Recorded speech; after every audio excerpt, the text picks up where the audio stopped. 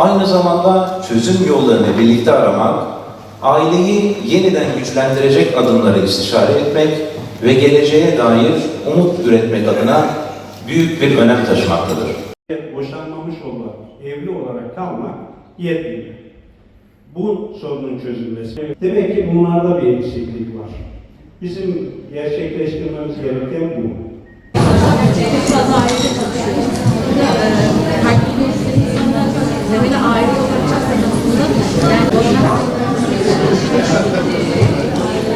Pis yaparak ilerliyor. Çeşitli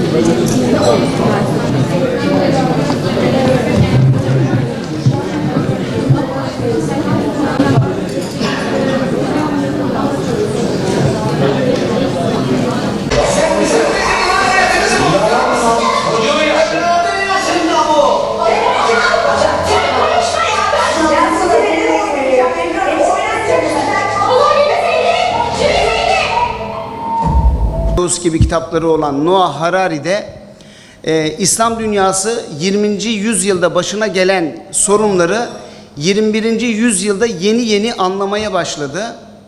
21. yüzyılda başına gelmek üzere olan sorunları algılayıp algılamadıkları konusunda bir farkındalıkları olduğunu düşünmüyorum diyordu. Dolayısıyla aileyi merkeze alan küresel bir saldırıyla karşı karşıyayız. Biz bu küresel saldırıyı İstiklal şairimizin "Dursun bu hayasızca akın" sözleri ve mantığıyla karşı durarak yine aileye yönelik bu kuşatmayı bir kurtuluş savaşına benzeterek Bursa Aile Platformu olarak kendi aramızda istişarelerde bulunduk. Yetkililerimizle, amirlerimizle, arkadaşlarımızla, sivil toplum kuruluşlarıyla, akademisyen hocalarımızla bir araya geldik. İnşallah düşüncemiz sadece pek çok çalıştaya katıldım. Hocalarımız da, sizler de pek çok çalıştaya katıldınız. Amacımız Bursa'dan Türkiye'ye bir ses çıkarmak değil sadece. Bundan sonra yapacağımız çalışmalarla ilgili bir altyapı, bir ön hazırlık olarak da düşünüyoruz. Bununla ilgili de bir çalışma yaptık. Ben çalıştayın hepimize, ülkemize, insanlığa, İslam dünyasına hayırlar getirmesini, katkı sağlamasını niyaz ediyor. Buna su serpmeye çalışacağız. Ailemiz konuşmaya gerek yok. Zaten konuşacak. Hakikaten ailemizin odamızda yanan ampulün enerjisini biz mutluluğumuzdan alıyoruz. O ampulü yakan aslında enerji, elektrik değildir. Mutluluktur, huzurdur ve ailenin İslam'la olan bağıdır. Ona iman ediyoruz.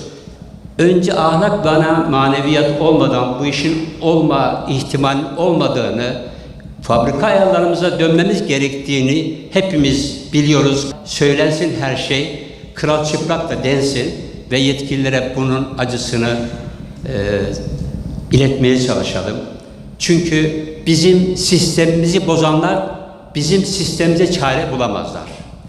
Bize sorun getirenler bizim sorunlarımızı çözemezler. Biz fabrika ayarlarımıza döneceğiz inşallah. Toplumumuzun temel yapı taşı olan aile kurumunu değişen sosyal dinamikler, küresel dönüşümler, teknolojik gelişmeler ve güncel sosyal riskler çerçevesinde çok boyutlu olarak değerlendirmek üzere bir araya gelmiş bulunuyoruz.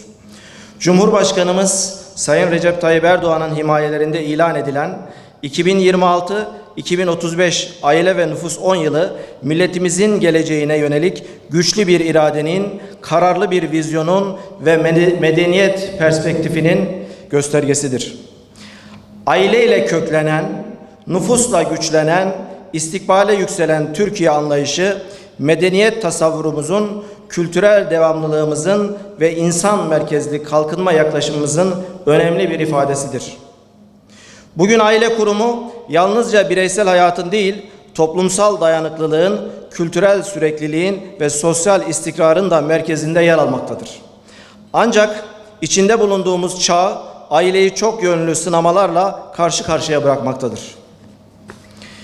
Dijitalleşmenin hız kazanması, bireyselleşme eğilimlerinin artması, sosyal ilişkilerin zayıflaması, evlilik yaşının yükselmesi, doğurganlık oranlarının düşmesi, kuşaklar arası iletişim sorunları, dijital bağımlılık, yalnızlaşma ve sosyal destek mekanizmalarının zayıflaması gibi hususlar artık yalnızca sosyolojik değil, aynı zamanda stratejik bir mesele haline gelmiştir.